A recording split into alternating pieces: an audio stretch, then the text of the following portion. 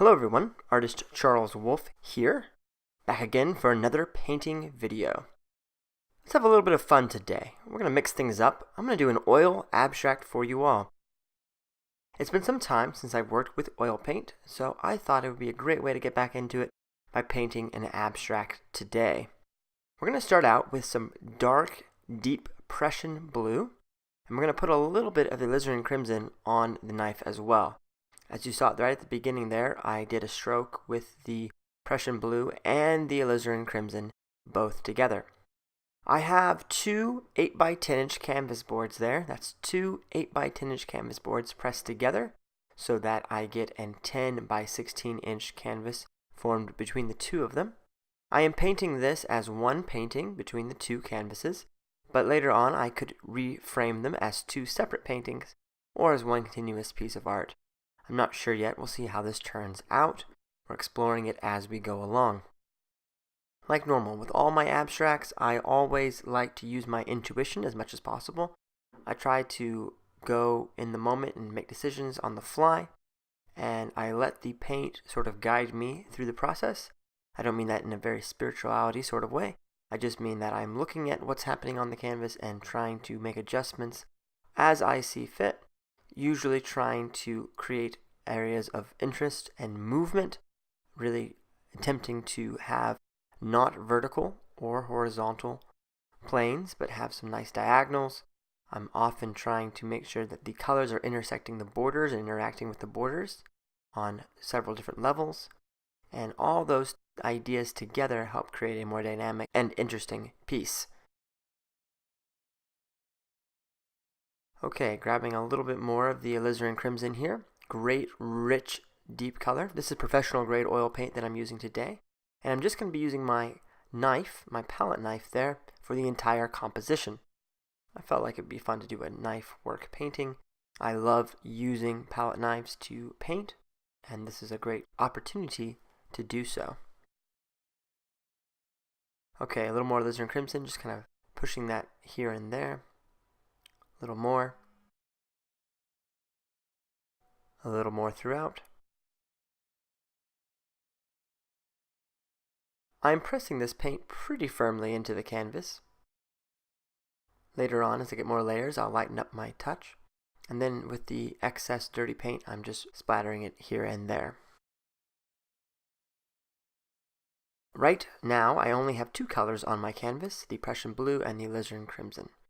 The other two colors I have out are the Naphthol Crimson, that is right in the center, and then over in the left-hand corner I have some Cadmium Yellow Medium. Okay, into that bright red, intense color Naphthol Crimson, and I'll put that, right here, I think. Yes, coming down from the left-hand side. Bright, bold color. When I started this painting, I didn't have a very clear idea of what I was going to paint. Didn't have too many preconceived ideas. I just want to have some fun today with the paint, interacting and putting some color and exploring that element. I don't want to overthink any step at all. Just keep it relaxed and have fun with it. In fact, if you try to paint this very painting yourself, don't feel like you need to copy what I'm doing. You can take sort of the idea and the approach and create something more original for yourself. Here I'm just blending by grabbing some of that paint and pulling it downward repeatedly. Pushing that about. Don't overblend the red. You'll lose the intensity of that bright crimson. We want to keep a lot of that intensity as we're going along today, but we do want to blend around it a little bit.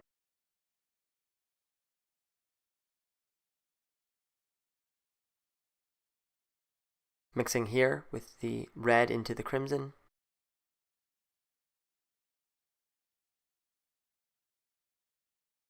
Okay, working that Prussian Blue.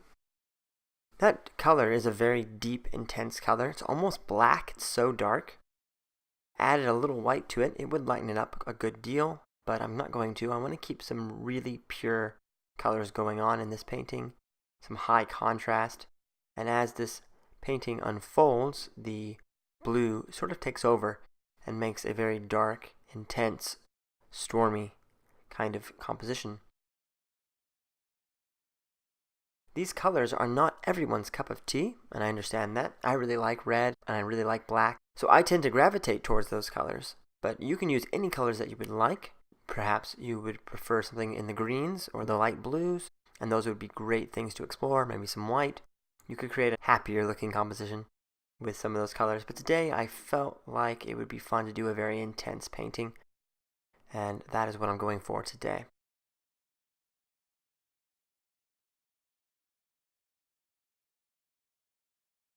Here, bringing in some of the yellow, just putting that down here and there. I also have a little bit of some raw sienna on my palette there. There it is right there, raw sienna, kind of a brownish, muddy yellow. Bring some of that in.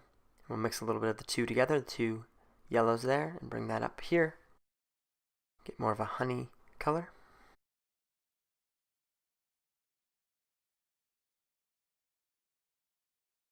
And I'm allowing the paint to just sort of blend and mingle a little bit. Be careful with that yellow and the black. Yellow and the blue. It will make green if you're not careful, so don't over mix the yellow into the blue.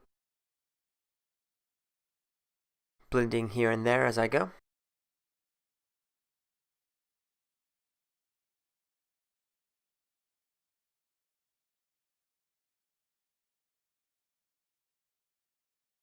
The best part about painting abstracts in this way is that you never quite know how it's going to turn out, and it sort of unfolds as you go along. It's very exciting. I like the exploration aspect of creating an abstract. Sometimes I'll plan them out a little more than this one, but for today I thought let's just have some fun and see what happens. Back into some Prussian Blue, added some more to my palette, as well as I added a little more of the ALIZARIN Crimson to my palette as well. A little more of the blue here. Bring up that intensity, contrast.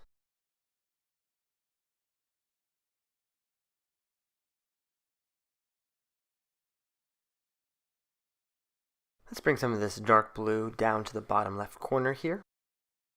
I seem to have a burst of the color, the yellow at the top left in the middle, and then I have some of the red on the left-hand side of the left canvas. And then coming the opposite direction, I have some red coming from the center up into the black on the right-hand top corner, the blackish blue. So I want to even this out a little bit, kind of mirror it, really focusing on diagonals in this painting.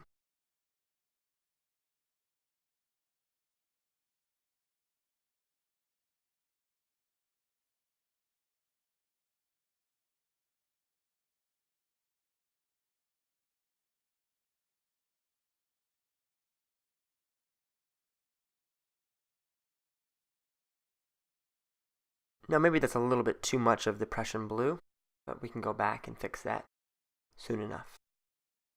Okay, just blending in a few more spots. I'm going to go right back into that ALIZARIN Crimson and layer the crimson right on top of the Prussian Blue without blending or over mixing it too much. I want that crimson to zing through a little bit. Warm up the color overall. We don't want it getting too dark.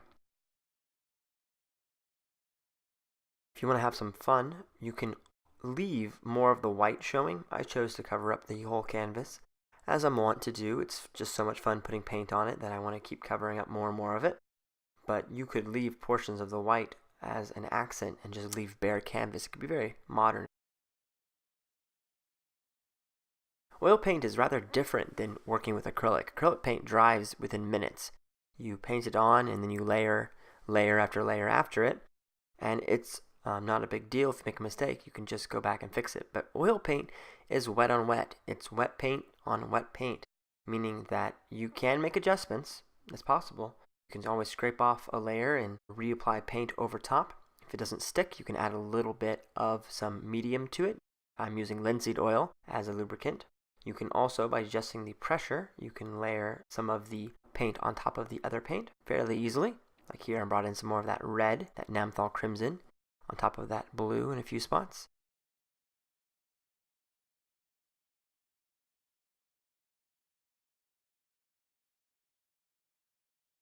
The main thing to keep in mind when you're painting this is that the dry time will be considerably greater. If you're using oil paint, it's going to take you several days before the painting's even close to being dry. And since we're using liberal amounts of paint on these canvas boards, it's it's going to take a considerable amount of time to have them dry completely.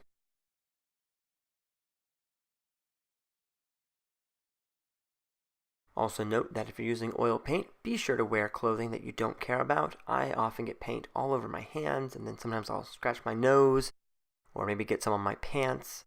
So be sure to be wearing clothes that you do not mind getting dirty. That's something that I've run across several times, and you don't want to make a mess of things if you can help it.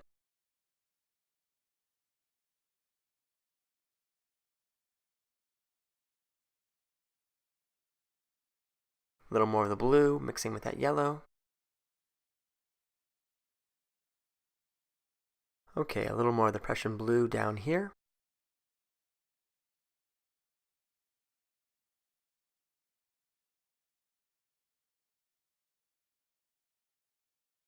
Making good progress on this painting. Almost finished, just a few more minutes, I think. Once the canvas is completely covered, you can call it good there. You can allow some of the paint to dry and start to add in more on top, another layer if you want. You can let it sit, think about it a little more, and then come back with some more color later on. You can see that I have lots of little cracks of the canvas showing through here, and that's a little bit of the white helps lighten it up. I'm leaving some of them.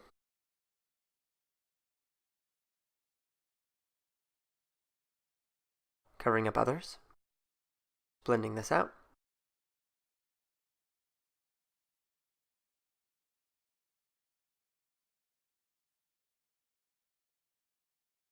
I'm going to do one more step here. I'm going to take the very point of my knife and I'm going to scratch in some grooves and some lines here, sort of following the direction of these bright colors, just to add some texture to the painting. So we're going to just scratch in some repeated lines kind of swooping upwards, following the direction of the highlights.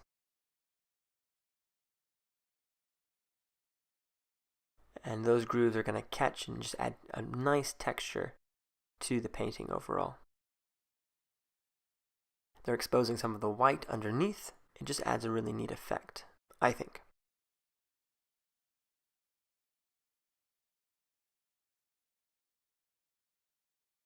Okay, and then we're going to go the opposite direction here. Again, following the contour of the highlight colors, scratching it in. Just add some texture and variation. You don't have to do this step if you don't want to. You can leave it just to paint on the canvas and that'll work fine. I just was trying to add a little more variety and interest to these pieces.